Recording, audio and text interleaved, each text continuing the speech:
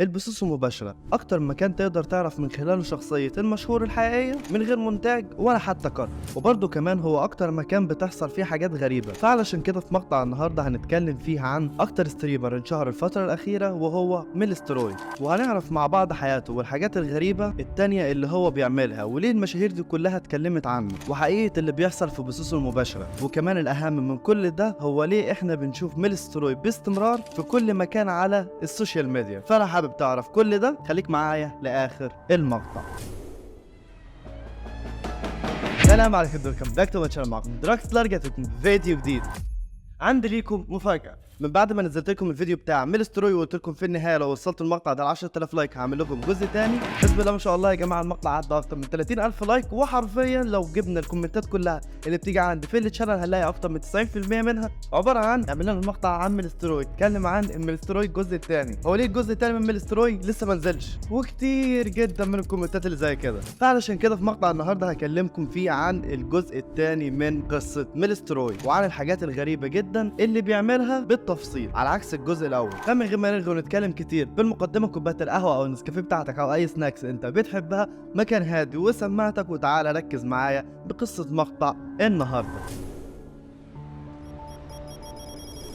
هو ليه احنا بنشوف الستريمر ميلستروي بكل مكان؟ في الجزء الاول احنا اتكلمنا عن مين هو ميلستروي وازاي بدا وازاي نجح والحاجات دي كلها بالتفصيل، لكن لو انت بتشوف المقطع ده لاول مره ولسه متعرفش مين هو ميلستروي اصلا، ففي البدايه كده هديكم نبذه مختصره وسريعه جدا عنه. اسمه الحقيقي اندريا، وانولد في بيلاروسيا مع ابوه وامه واخوه الاكبر منه، وهم اسره كانت الى حد ما فقيره. ففي يوم من الايام ميلستروي ده كان بيحب اجهزه الكمبيوتر، فاخوه قرر ان هو يشتري له جهاز كمبيوتر لوحده عشان يلعب بيه ماينكرافت والحاجات اللي زي كده، لكن ميلستروي استخدمه في عكس الالعاب تماما، وحرفيا بقى بيعمل منه فلوس من خلال ان هو يدخل على الالعاب ويعمل فيها موارد وكده ويبيعها لناس تانية محتاجاها. فبعد كل ده برضه حس ان هو لسه وفي ممكن فلوس اكتر يعملها لو اتجه للسوشيال ميديا، فعلشان كده بدأ قناته على اليوتيوب، وكانت قناة جيمنج بسيطة جدا. لكن المشكلة ان هو بعد ما برضه بدأ القناة دي حرفيا نجح بشكل كبير، لكن مش في مجال الجيمنج. ميلستروي كان في اخر كل بس يدخل على موقع اوميجل ويفضل يتكلم في الناس ويشتم فيهم ومش عارف يعمل معاهم حاجات غريبه جدا، لغايه ما الناس حبت الاسلوب بتاعه ده، فعلشان كده انشهر بشكل كبير، مش عشان الجيمنج لكن برضه البثوث بتاعته في الوقت ده كانت قذره بشكل كبير، لان هو كان بيعمل حاجات وحشه وبيخلي البنات والاولاد اللي بيظهروا له يعملوا حاجات اوحش. واستمر على الحال ده فتره كبيره لغايه ما حرفيا كان هينسجن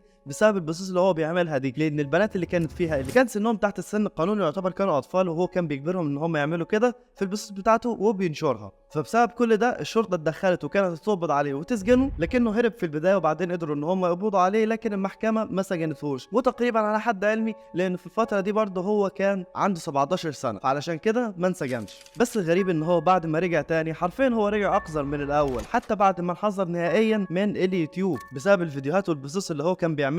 رجع يعمل تحديات غبيه ويستغل البنات في لايفاته، واللي كانت معظمها العاب قمار، وكمان مشاكله بدات تكون اكتر، زي البنت اللي في مره جابها واستفز حبيبها في البث المباشر، واللي حبيبها ده على طول جاب صحابه وراح عند بيت ميلستروي اثناء البث، وراح مسك ميلستروي ضربه، ومسك البنت حبيبته اللي ظهرت في البث دي، وحرفيا من تسجيل كاميرات المراقبه هو كان على وشك ان هو يقتلها. وشهرته دي يا جماعه استمرت على الحال ده في انها تزيد وتزيد وتزيد وتزيد، لدرجه ان حرفيا البثوث المباشره بتاعته كانت بتوصل في بعض الاحيان لاكتر من 70000 شخص بيتفرج عليها، واللي انت ممكن تقول 70000 مشاهد بس، واللي الرقم ده يا جماعه حرفيا في ماتشات كوره مهمه مش بتوصل له. لكن كل ده استمر بشكل كويس لغايه ما يحصل موقف غريب جدا معاه، واللي بسببه كل شهرته دي هتتدمر في ثواني. في شهر اكتوبر سنه 2020 وكالعاده كان فاتح بث مباشر، البث ده بتظهر فيه مين؟ بنت اسمها إلينا، بتقعد تتكلم مع ميلستروي لوقت طويل، ومن عاده ميلستروي ان هو مش بيحب حد يعارضه او حتى يستفزه في الكلام، لكن إلينا دي كانت حرفيا قايمه بالواجب وزياده، كانت بتستفزه وبتعارضه في كل كلمه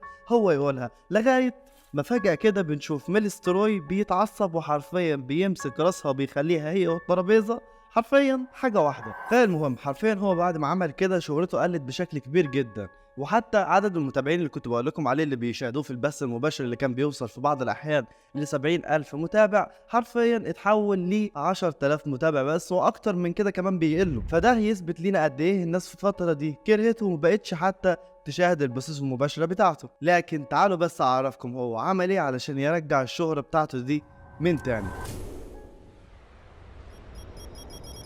اول حاجه كان بيعملها هو اثناء البث المباشر يروح لبنات مشاهير على منصات زي كيك وتويتش وكده، ويبعت ليهم مبالغ خياليه بتوصل احيانا لمليون روبل روسي والاف الدولارات، لكن بمقابل ان هو يخلي البنات دي تقلع هدومها في البث، تعمل موقف غريب، تقول كلام مش حلو، واللي الصدمه ان كلهم بالنهايه كانوا بيوافقوا. ولمعلوماتكم ده مش بنات بس اللي كان بيخليها تعمل كده، بل بالعكس بنات وولاد. حتى كان بيروح لبعض الولاد المشاهير اليوتيوبرز والستريمرز اللي زي كده ويخليهم يعملوا حاجات غريبه، زي ان هم مثلا يقصوا شعرهم في البث المباشر، واللي كان بيبعت لهم الاف الدولارات. في اللي منهم كان بيوصل ان هو ياخد اكتر من 30,000 دولار بس عشان يقص شعره. وللمعلومه يا جماعه، الستريمر ده اللي انتوا شايفينه حرفيا رفض من ميلستروي اكتر من 300,000 دولار بس في مقابل ان هو يقص شعره في البث المباشر بتاعه. واصح يا جماعه معلومه تانية، فاكرين البنت اللي اتكلمنا عنها في البدايه واللي اسمها الينا، اللي ميلستروي ده مسك وشها كسره في الترابيزه؟ اثناء ما انا كنت بدور وكده لاحظت ان في بثوث مباشره جديده هو بينزلها. البنت دي اللي اسمها الينا ظاهره معاه برضه عادي وبتتكلم وبتهزر ولا كأن عمل معاها اي حاجه. ده وغير كمان صوره تانية كانوا متصورينها هما الاثنين على حسابه على الانستا. وطبعا انتوا مستغربين وعايزين تفهموا هو ليه رجع تصور معاه عادي جدا بعد كل اللي عملوا فيها ده. هل هو بيهددها؟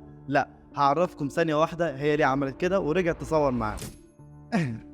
في مقابل يا جماعه الفلوس، ميلستروي حرفيا بيدي فلوس كتيره جدا لكل الناس اللي بتظهر معاه في البثوث المباشره. وما وقفش جنونه يا جماعه لغايه هنا وبس، بل بالعكس كان بيقول للمتابعين بتوعه في البثوث المباشره ان هو اي حد منهم هيقدر يتواصل مع مشهور من مشاهير السوشيال ميديا ويخليه يصور فيديو مخصوص لميلستروي، او حتى يتابعه على الانستجرام وياخد المحادثه ما بينه وما بين المشهور ويبعتها لميلستروي. ميلستروي يا جماعه هيديه اكتر من 100,000 دولار. وبالفعل الموضوع ده نجح بشكل كبير، زي انهم خلوا المغني المشهور اللي اسمه دريك يتابعه على الانستا، وكمان مستر بيست اللي عمل له اصلا فيديو مخصوص ليه. ووصلت المرحله للعب الكوره مبابي بسبب الجمهور الكبير اللي كان بيبعت له رسائل وكده، فمبابي كلم واحد منهم وبسببه خلى مبابي يصور فيديو كامل ويبعته مخصوص لميلستروي. Melstroy, chilling here. Just want to say hello to you. Hope everything is okay. And I hope to see you soon. Ciao ciao. كل الناس اللي كانت بتعمل حاجات زي كده كانت بتاخد مئات الالاف من الدولارات. والمفاجاه كمان هو سبيد اللي ميلستروي بعت له اكتر من 300,000 دولار بس علشان تابعه.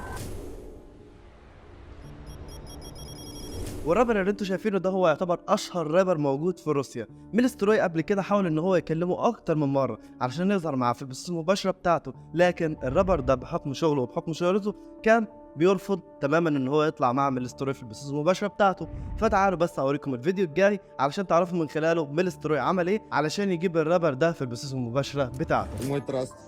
Мой траст валит, пока...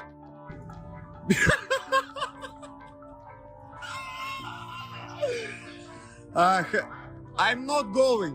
I'm staying here in Turkey. Sorry. زي ما شفتوا يا جماعه من الفيديو، الرابر ده كان مسافر رايح دوله تانية، فميلستروي كلمه علشان يحضر معاه بس مباشر، فراح بعت له اكتر من مليون دولار بس علشان يصوروا هما الاثنين مع بعض. والحاجه الاخيره واللي انتوا بسببها بتتفرجوا على المقطع ده وحابين تعرفوها، وهي ليه ميلستروي بنشوفه على كل وسائل السوشيال ميديا؟ لانك حرفيا لو فتحت الفيسبوك او الانستجرام او يوتيوب او تيك توك او اي منصه انت بتعرفها بتستخدمها في حياتك اليوميه، لازم تلاقي عليها ميلستروي او ميمز ليه او اي فيديوهات او مواقف مضحكه بيعملها او حاجات زي كده. الموضوع بكل بساطه، ميلستروي ده يا جماعه عنده جروب على التليجرام تقريبا عليه اكتر من 2 مليون متابع. ميلستروي نزل عليه من فتره بوست كان بيقول للمتابعين بتوعه اي حد هينزل فيديو على السوشيال ميديا على التيك توك او الانستا ويجيب ملايين مشاهدات، تقريبا 2 مليون مشاهده او كده، ياخد سكرين شوت بالفيديو ده ويبعته لميلستروي على التليجرام بتاعه، وميلستروي هيبعت له اكتر من 10,000 دولار. فعلشان كده في ملايين الناس بتعمل فيديوهات لميلستروي من ميمز ومواقف وكده ورقصات وحاجات غريبه وبينشروها في مقابل ان هم ياخدوا ال 10,000 دولار من الفيديو اللي هم عاملينه. وفي النهايه حابب اقول لكم ان مصير ميلستروي ده هيكون زي مصير اي تراش ستريمر في روسيا، كلهم حرفيا في النهايه بينسجنوا بسبب مشاكل او بسبب جرائم بيرتكبوها.